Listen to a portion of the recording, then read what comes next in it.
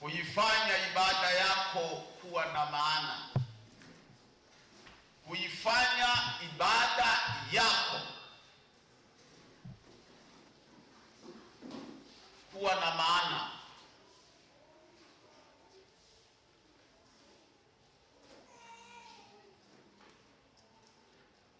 Kuifanya ibada yako kuwa na maana. Kwa nini tunajifunza jambo hili? Si kila ibada anayoifanya mtu ina maana mbele za Mungu. Sio kila ibada ambayo mtu anaifanya halafu ina maana mbele za Mungu. Sio kila ibada.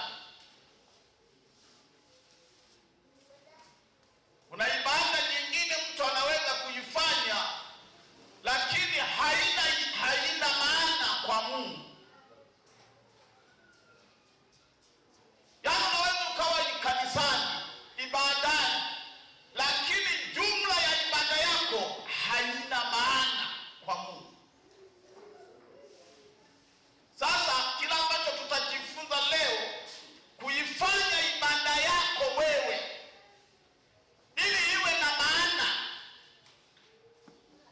mbele za Mungu unayemwabudu, ziwe na maana au iwe na maana mbele ya Mungu wako unayemwabudu wewe, ili iwe na maana, ili isiwe ibada ya kupoteza muda, ibada isiyomfikia Mungu, ibada isiyomgusa Mungu, ili iwe ibada yenye maana. Maana yake unapoifanya ibada imfikie Mungu na Mungu ajue kwamba kuna mtu wangu yuko ibadani anafanya ibada.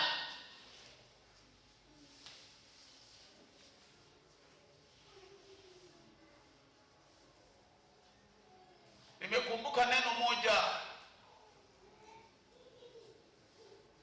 lina maana ya ajabu sana kwenye Biblia. Mtu mmoja aliyekuwa na ugonjwa wa muda mrefu sana kwenye maisha yake, mwanamke, lakini akawaza akasema hivi, mimi nitakwenda kwa Bwana, alafu nikipata nafasi basi hata nikigusa tu pindo lake kwa imani, naamini nitakuwa mzima. Akaanza safari, na alipofika Mungu akamjalia nafasi ile, akaipata, akapenya, halafu akamfikia Bwana Yesu. Tunaona katika historia aligusa pindo la vazi lake. Alipoligusa lile pindo la vazi la Yesu, yule mama akapona. Sasa baada ya kupona alirudi nyuma. Biblia inasema akarudi nyuma, maana ulikuwa ni umati wa watu wengi. Akarudi nyuma, ni kama kutoka katikati ya wale watu, akarudi nyuma, akakaa pembeni kama huko, lakini Yesu akasimama. Yaani kipengele changu kiko hapo. Yesu akasimama, alafu baada ya kusimama akawa na hoja, anauliza hivi, nani amenigusa?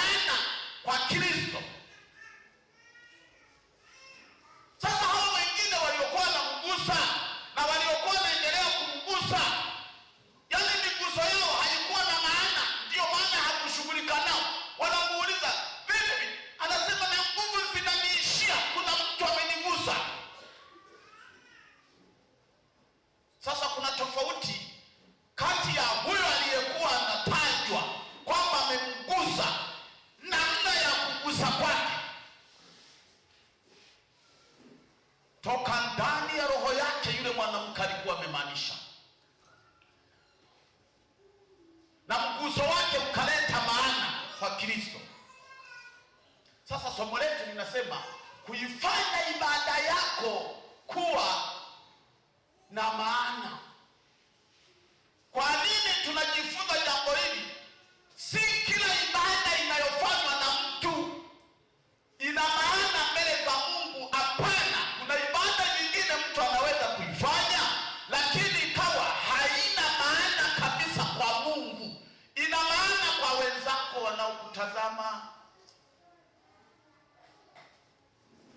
Huyo mtu yuko kanisani amekaa, huyo mtu anaenda kanisani, wale wanaokuona, lakini mbele za anayeabudiwa Mungu, ibada ya mtu huyo haina maana.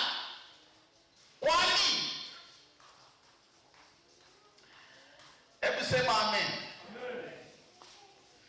Kuna mambo matatu nitayasema.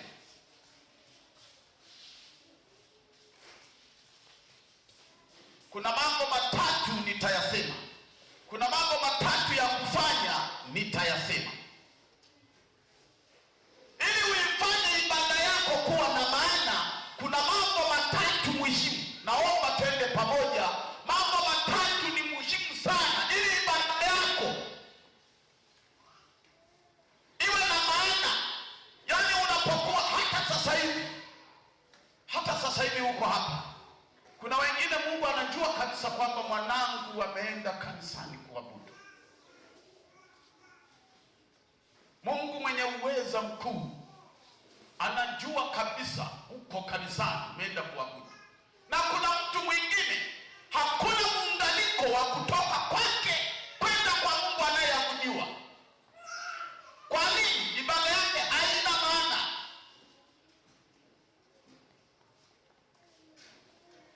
Na tunaposema haina maana, maana yake kuna sababu za msingi ambazo zinamfanya mtu huyu ibada yake isilete maana kwa Mungu aliye hai.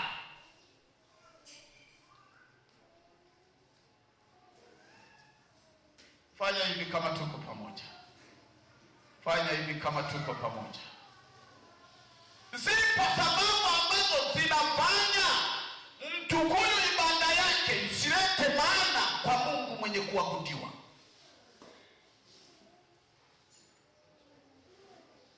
Ngoja niseme jambo hili.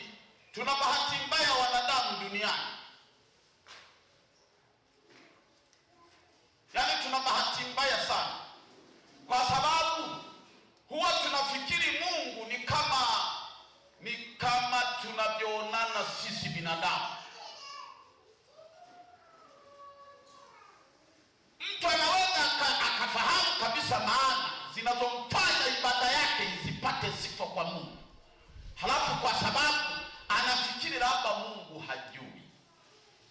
Tuna bahati mbaya sana, kwa sababu huwa tunafikiri kwamba Mungu hajui. Mungu anaelewa kila kitu. Mungu wetu ni mkuu, anaelewa kila kitu.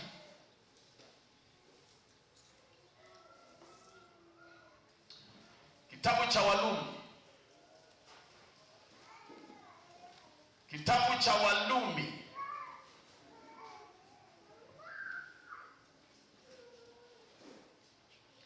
Walumi sura ya 12.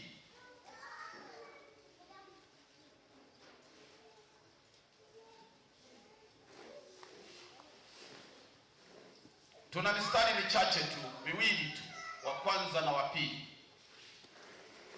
Nitasoma Walumi sura ya 12 mstari wa kwanza na wa pili.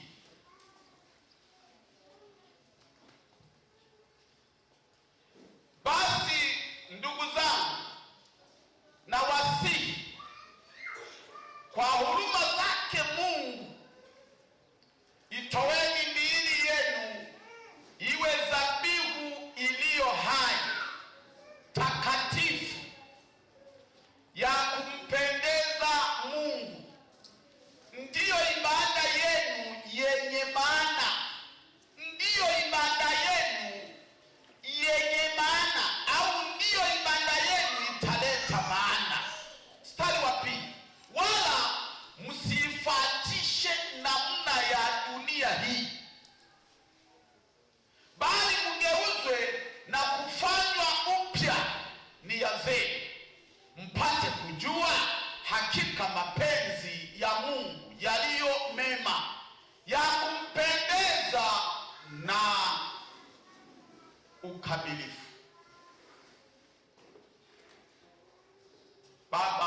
libariki neno hili kwa jina la Yesu. Naomba na kushukuru, tuseme amen. Tuseme amen. Tuseme amen. Sema amen.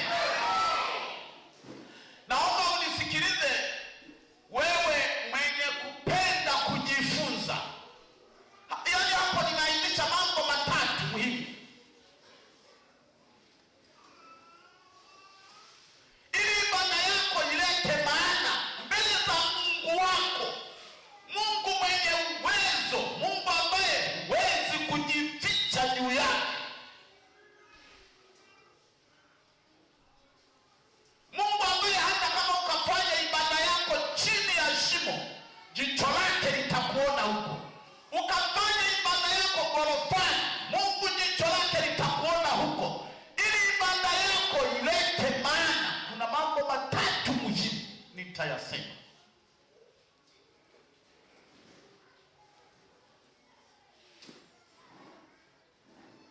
Na hii ina maana kwa sababu wengine watapata hasara, mwisho watapata hasara. Na hasara sio kitu kizuri. Waulize wafanya biashara na watu mbalimbali wanaopata hasara kwenye mipango yao. Hasara inaumiza sana.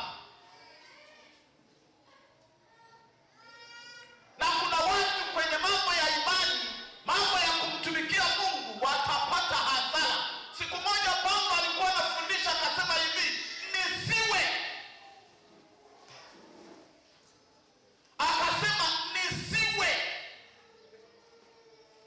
nisiwe mtu wa kuwahubiri wengine, halafu mimi nikawe mtu wa kukataliwa. Kuna andiko linasema hivyo, Paulo alisema nisiwe. Na hapo akasema navipiga vita vizuri, ili mwendo wangu nikaukamilishe sawasawa. Navipiga vita vizuri, alikuwa na maana ya msingi kwamba nisiwe. Hata mimi hapa sasa hivi nafundisha, ndani ya roho yangu nashuhudiwa ole wangu kwamba nisiwe. Na Paulo akasema hivyo, na watu wengi wanajaribu kutoa mifano, wakasema kuna watu wengine wameokoka lakini wanafanana na ubao unaoelekeza mwelekeo, kwamba ukifika mahala fulani utakuta kuna ubao. Ule ubao usome uangalie vizuri, unakamshana kameelekeza kwenda hivi. Unafika kwenye ubao huo, ukiusoma vizuri, ukauangalia vizuri, unakuelekeza unaenda unakoenda mpaka unafika. Ile unapokuwa unaenda, ule ubao hauhami pale hata mguu mmoja. Yaani uko pale pale. Eti kuna watu wa namna hiyo. Yaani huyo mtu naye ana bahati mbaya duniani, heri usingezaliwa kabisa. Yaani unafanana na ubao. Basi hata mguu mmoja hatoki ubao, ila amekuelekeza nenda. Na amesema ukweli. Kilomita ngapi? Maana wengine wanapima kabisa kilomita, zimeandikwa pale. Kwa hiyo sio Mungu, anasema ukweli, lakini yuko pale pale.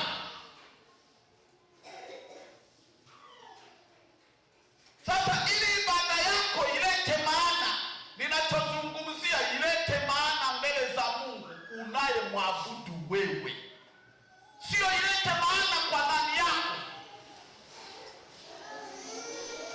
Nimeona watu wanavaa na mimi navaa. Wewe acha bana.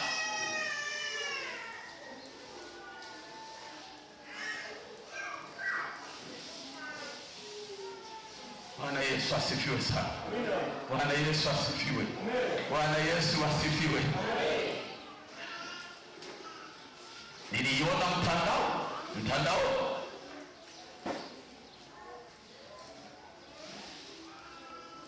mfanya hivi. Sasa tunaona nahubiri hapa mimi, nafundisha.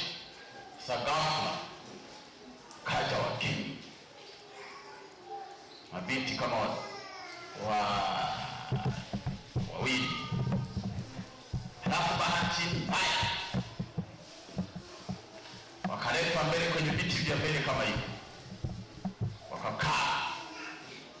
Sasa wale mabinti walikuwa wamevaa kisasa. Sisi tunasema kisasa. Kwanza sisi tutahangaika mno, wale wa zamani wenye vichwa vya zamani kama mimi, tutahangaika sana. Wa kisasa wamepiga kwa mtu, wakaletwa wakaja wakakaa hapo mbele. Sasa baada ya kukaa pale mbele, sasa si unajua nguo kama ni fupi ya humu, ukikaa hivi na mara nyingi wao wanajaribu kuzivuta hivi. Yaani utaangalia tu cheki. Na kuna mambo ya wazi. Hivi wakati mnapenda ukweli nini? Kuna watu wanataka ukweli hapa. Kuna watu wanataka ukweli. Check.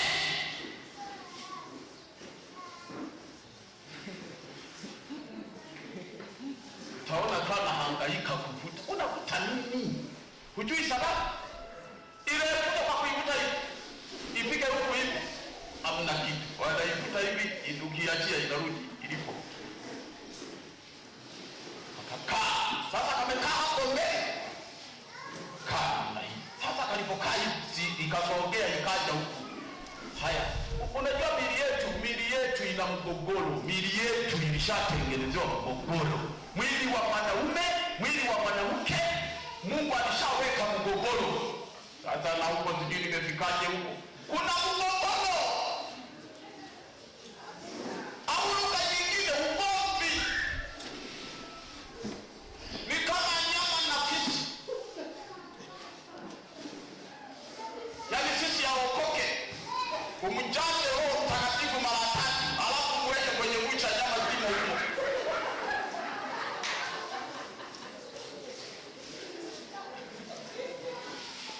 Kuna mgogoro wa asili. Yaani hakuna kupenda, yaani tuamizane ukweli.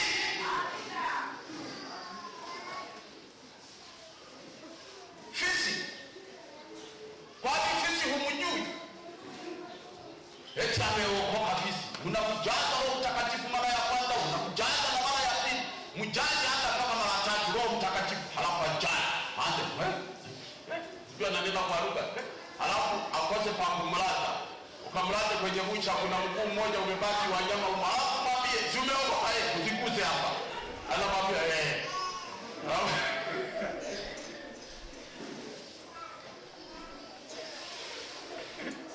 Mtamlaza makomeo. Kesho nikute nyama ya kuifu. Sawa. Paka na mifupa hutazikuta.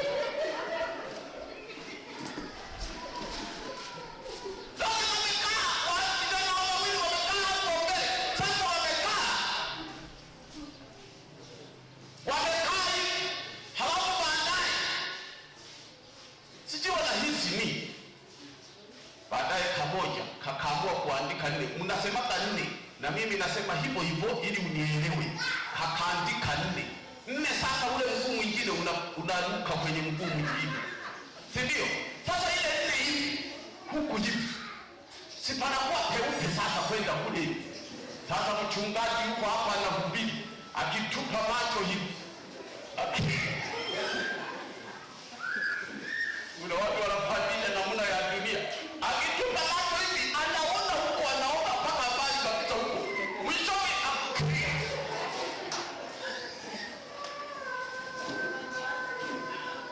alijidumia ujumbe umehapa bila yeye kujua. Yaani kwa mfano mimi hapa nafundisha kuifanya ibada yako kuwa na maana. Yesu asifiwe. Bwana Yesu asifiwe. Bwana Yesu apewe sifa. Bwana asifiwe. Hebu mpigie Yesu makofi na vigelegele. Maana alikuwa anajihami, akiangalia hivi, kamekaza tu, kamekaa hivi. Anajihami, anageuka huko, anahubiri. Haleluya. Sasa baadaye anafikiri hivi, hapa kamekaa vizuri. Maana ndivyo tulivyo wanadamu. Hata kama ni kitu kibaya, akageuka tena kuangalia ili aone labda kamejiweka vizuri. Anakuta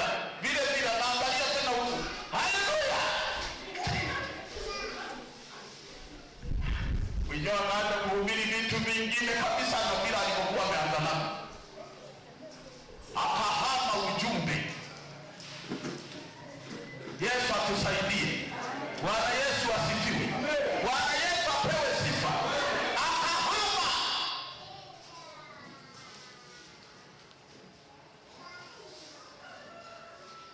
Watu wakajua mchungaji ameenda wapi tena huko, anahubiri nini sasa huko tena, amefika wapi? Ujumbe aliokuwa anafundisha akauacha, akaanza kuparamia ujumbe mwingine. Kumbe mbele yake alichokiona kimemtatanisha. Ibada ya kuimaliza vizuri.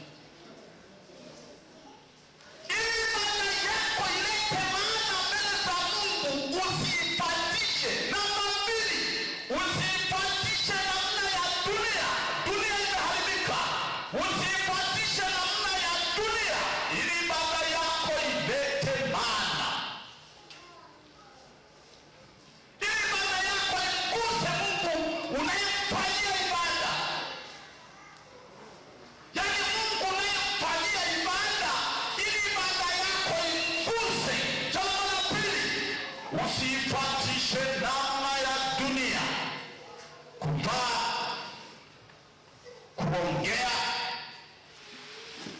na matakataka mengine. Matakataka mengine acha ya kidunia, ni passion, ni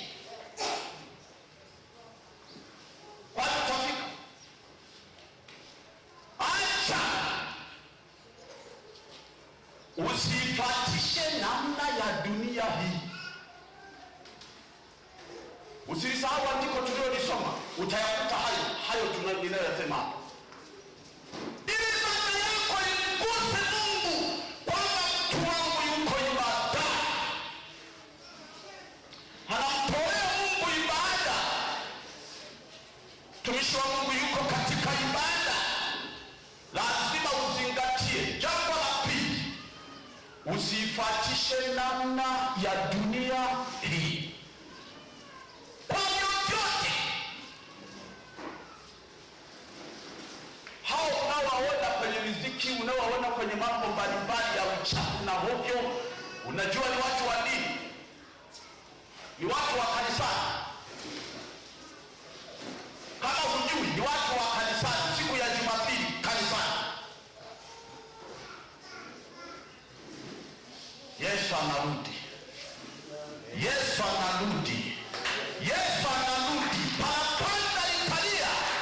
Wenye haki wataisikia, nao watanyanyuka kwa nguvu, kwa sababu wamemfanyia Mungu ibada. Wamemfanyia Mungu ibada ya kumgusa. Parapanda wataisikia, nayo itakapopigwa wataisikia. Nao kwa nguvu za Mungu atawanyanyua, watakwenda juu.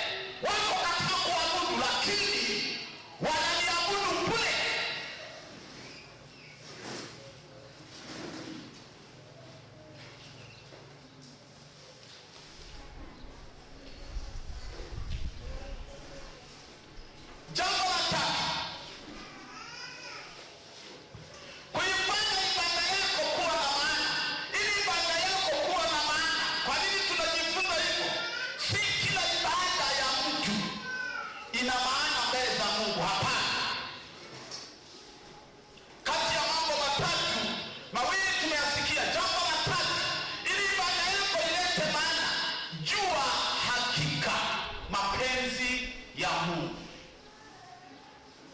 Halafu kwenye mabano kule mwisho ninaandika ni nini?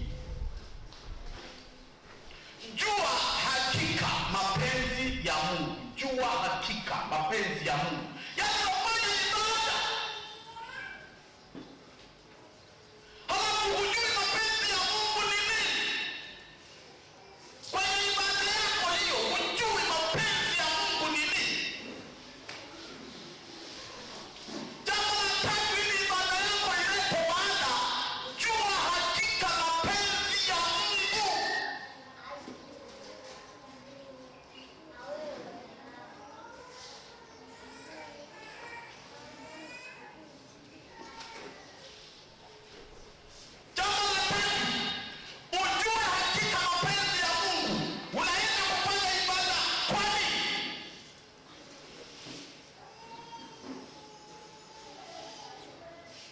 Jua hakika mapenzi ya Mungu kwenye mabano kule mwisho nimesema ni nini? Yaani mapenzi ya Mungu ni nini?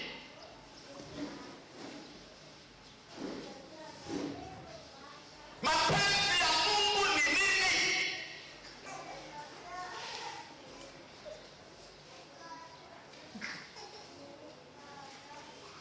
Sema amen. Amen. Sema amen.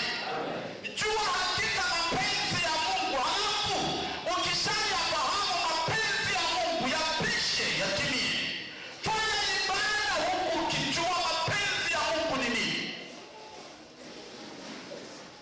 Yaani nafanya ibada hii, lakini mapenzi ya Mungu ni nini katika ibada hii? Nimekumbuka maneno ya msingi. Nimekumbuka maneno ya msingi. Yesu alienda kwenye maono akiwa amejaa huzuni ya kutisha. Alipoenda mbele za Mungu Baba yake kuomba, ameenda na wanafunzi wake. Alipofika pale mlimani, akawaambia wanafunzi wake, basi ketini hapa, ketini hapa muombe.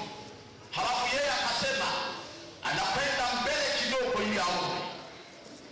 Akasogea mbele, akaanguka, akaanza kuomba, lakini maombi yake alikuwa anasema hivi: Baba, ikiwezekana kikombe hiki kiniepuke, yaani jambo hili litoke mbele yako.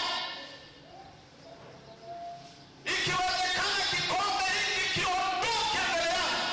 Hayo ndio maombi ya Yesu aliyoomba, lakini msingi wangu ninaotaka kuzungumzia hapa baadaye, akasema hivi: yasiwe mawazo yako,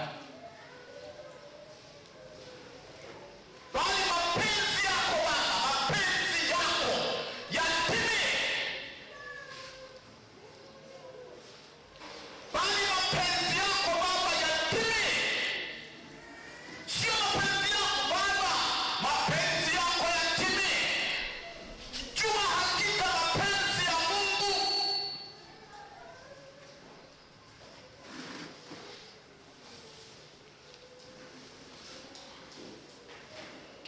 Unafanya ibada, lakini unayajua mapenzi ya Mungu ni nini katika ibada yako hiyo unayoifanya.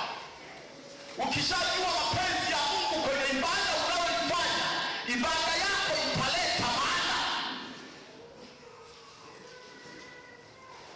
Maana kwenye ibada yako, kwenye ibada yangu, kwenye ibada zetu kuna mapenzi ya Mungu. Yaani nikwambie, kuna mapenzi ya Mungu, matakwa ya Mungu yako. Kuna mapenzi ya Mungu, kuna mapenzi ya Mungu hata sasa hivi tulivyokusanyika hivi. Yaani wote tulioko hapa ndani yetu, katikati yetu, moja, kuna mapenzi ya Mungu. Tena usijidharau kuwepo hapa, usijidharau kuwepo hapa. Katikati yetu kuna mapenzi ya Mungu. Wewe unafikiri ni mchezo kuja wewe kuabudu hapa? Tuna kazi za kufanya.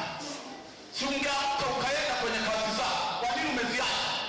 Ukasema mimi naenda kumwabudu Mungu. Kwani kuna mapenzi ya Mungu, kuna mapenzi ya Mungu. Jua hakika, jambo la tatu, mtu wa Mungu, ili ibada yako ilete maana, jua hakika mapenzi ya Mungu. Ujue hakika mapenzi ya Mungu. Mungu gani? Mungu huyo unayemwabudu wewe. Mungu wetu tunayemwabudu ana mapenzi yake juu yetu, ana mapenzi yake juu yako. Na ndio maana Yesu akasema hivi, Baba, yasiwe mawazo yangu bali mapenzi yako Baba, mapenzi yako Baba ninayekuabudu yatimie. Kuna mapenzi ya Mungu katikati yetu. Mungu tusaidie, Mungu tusaidie. Tangu mwanzo kuna watu wamefanya ibada zikakataliwa. Kuna mwanzo huko mbali tunaposoma kwenye Biblia, kuna watu wengine baada ya kutangatanga kabisa wakaanza kuabudu, maana wanaabudu ibada kwa Mungu asiyejulikana. Wanapiga magoti, wanalia, wanaomboleza. Wameandika bango lao kubwa kabisa linasema kwa Mungu asiyejulikana. Paulo akaingia maeneo haya, akashangaa watu wanaabudu wasichokijua. Hakuna mapenzi ya Mungu. Na mimi asubuhi ya leo mambo matatu nimekupa ili ibada yako ilete maana. Unachukua sadaka yako napeleka kwa Mungu kwenye ibada, si mnatoa hela, unatoa sadaka zako, unatoa zaka zako, unajitoa mwenyewe kwa ajili ya Mungu. Nikwambie, ili yote hayo yalete maana, mambo matatu hayo, na kuomba kwa huruma za Mungu usiyasahau, na kuomba kwa huruma za Mungu usiyasahau. Mungu anajua utumishi wako, Mungu anajua wajibu wako, Mungu anajua unachowajibika mbele zake, Mungu anajua. Na wala sio wanadamu kwamba wakati fulani asahau. Hapana, anajua kila kitu. Ili ilete maana, ili ilete maana, sadaka zako zilete maana, muda wako unaotoa kwenda mbele za Mungu ulete maana. Kuna mambo matatu niliyoyasema, yashikilie. Kuwa tayari kujitoa mwenyewe, kuwa tayari kujitoa mwenyewe, usisubirie mabaya yaje. Kuwa tayari kujitoa mwenyewe, kuwa tayari kujitoa mwenyewe, kuwa tayari kujitoa mwenyewe. Bwana Yesu atusaidie sana, Bwana Yesu atusaidie sana, Bwana Yesu asifiwe. Usipatishe namna ya dunia.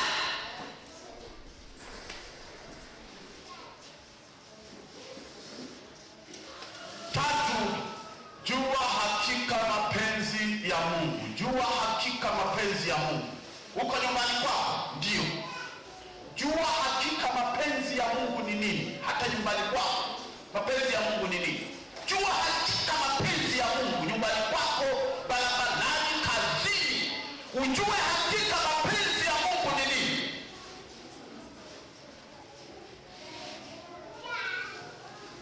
Utamwona Bwana.